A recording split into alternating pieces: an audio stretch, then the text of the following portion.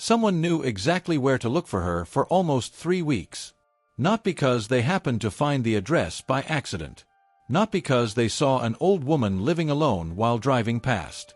Weeks before Nancy Guthrie's disappearance, they conducted an internet search, so they knew.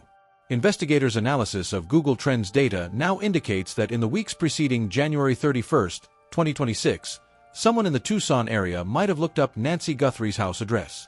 The same time frame during which, based on the statistics, someone else looked up her daughter's pay. Millions of Americans watch Savannah Guthrie, the anchor of the Today Show, on television 5 mornings a week. And that digital curiosity turned into something much darker on the evening of January 31st. Nancy Guthrie disappeared from her remote home in Arizona. She forgot her phone. Her prescription drugs were left behind. Her front porch was covered in blood. Investigators are now questioning more than simply who stole her. They had been observing for that long. Stay until the very end, and if you're new here, hit subscribe if you want the complete explanation of what Google searches turned up, what the doorbell camera actually recorded, and why detectives think the answer might be there in front of you. This is not the end of the story. Arizona's Catalina foothills are located just north of Tucson. It's the type of neighborhood where houses are widely separated, where desert scrub and cacti occupy the spaces between houses, and where people value privacy more than just anticipated. For over 50 years, Nancy Ellen Guthrie had resided in this region. In the early 1970s, she and her family relocated here. She lost her husband Charles in 1988 while on a mining trip in Mexico, and she raised 3 children. She went on to lead a peaceful, self-sufficient existence for decades. Nancy was a keen mind at 84. She took her own car to appointments and errands. On Sunday mornings, she went to church online with her buddies. She went to dinner and game nights with her daughter, Annie. She co-anchored NBC's Today Show in New York, where her other daughter, Savannah, frequently called. Nancy had an implanted pacemaker. She took medicine every day for heart problems and high blood pressure. Everyone who knew her, however, agreed that she didn't require continual watchfulness. Because she could and chose to live alone, she did. On Saturday night in January, around 5:32 p.m. on the 31st, Nancy got an Uber to Annie's place. They played games and ate dinner. It was a typical family get-together. Nancy was driven home by Annie's husband, Damaso Cioni, at 9:48 p.m. The door to her garage opened. Then, at 9:50 p.m., it closed. Everything seemed normal from the outside. However, something occurred inside that house throughout the following 4 hours, which detectives would subsequently refer to as a crime scene. Nancy Guthrie's pacemaker had unplugged from her phone at 2:28 a.m. She was out of the home now. Because investigators have access to digital records that most people do not consider, the time frame is accurate. The Google Nest doorbell camera that was mounted on NY's front door disconnected around 1:47 a.m. At first, authorities thought the suspect had taken the device out, turned off the power, and disabled it. The software then picked up motion at the front entrance around 2:12 a.m., but there was no video. Nancy's subscription to Nest Aware was not active. Google only saves about 6 hours of video before erasing it if you don't have that membership. Those hours had already elapsed by the time her family discovered her missing the next afternoon. Or so everyone believed, since 10 days later, the FBI made public something that investigators had officially dismissed as irretrievable. Footage from a doorbell camera. A masked person standing at Nancy Guthrie's front door is clearly visible. In the footage, a man can be seen with a holstered revolver on his waist, gloves, and a ski mask.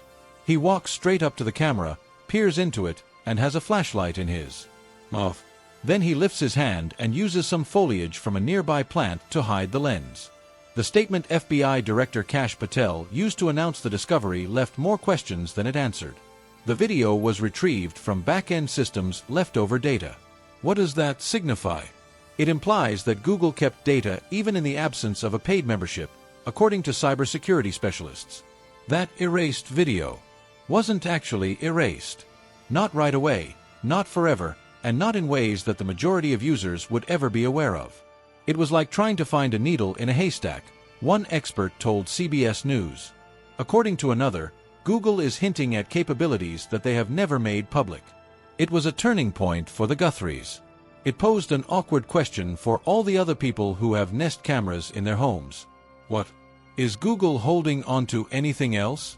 However, the video itself provided investigators with more information than just the suspect's appearance.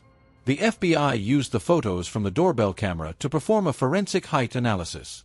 The culprit was found to be a man with an average physique who stood between 5 feet 9 inches and 5 feet 10 inches. A black 25L Ozark Trail Hiker Pack backpack was on him. Walmart is the only retailer of that backpack. Investigators asked for purchase records right away. They started looking over security footage from nearby Walmart stores. They asked neighbors who lived within 2 meters of NY's house to send in any footage they had taken between January 1st and February 2nd. Then another lead surfaced. A search crew discovered a glove 2 miles from Nancy Guthrie's residence. The type of glove seemed to be the same as the one used by the masked person in the doorbell video.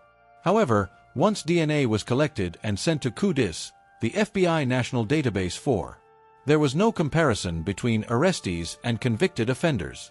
Additionally, DNA samples taken from inside NY's house did not match the DNA on the glove. Investigators declared that they had several profiles, unidentified people, and biological evidence. Investigative genetic genealogy will now be pursued by his staff, according to Pima County Sheriff Chris Nanos. A method that creates family trees and finds possible culprits by using genealogy information and commercial DNA databases. The Golden State Killer in 2018 and Brian Koberger in the 2022 University of Idaho killings were apprehended using the same technique. However, detectives in the Guthrie case were still unaware of the most fundamental detail, in contrast to those situations where police already had a body or a crime scene pointing to a specific occurrence. Nancy Guthrie is where? Investigators were plagued by the question from the moment they got to her house on February 1st at 12:03 p.m. New York. The family dialed 911. After she missed her online church service, they went to see how she was doing. They looked around the property, including the backyard and the house. She wasn't present. At 12:15 p.m., sheriff's deputies showed up. The case changed from a complaint of a missing person to a criminal inquiry in a matter of hours. One of his officers texted Sheriff Nanos. Detectives explaining the interior of the house. Later, he informed reporters that the contents so unsettled him that he called the homicide team right away. On the front porch, blood was discovered. Nancy was the owner, according to DNA testing. A source with knowledge of the investigation later confirmed evidence of forced entry. She left behind her personal items, her phone, and her medication. Nancy didn't leave that residence on foot.